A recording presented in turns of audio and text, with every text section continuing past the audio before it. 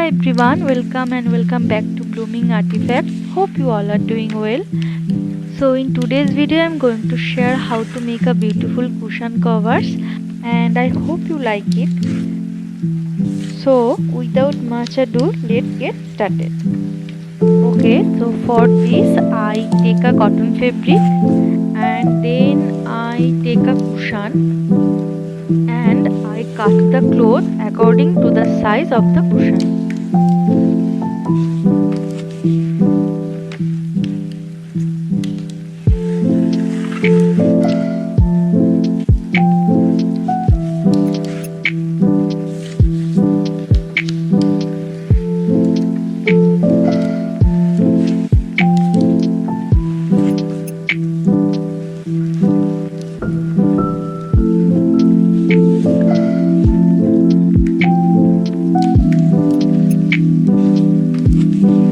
Here I am making some flower design using wool on these cushion covers.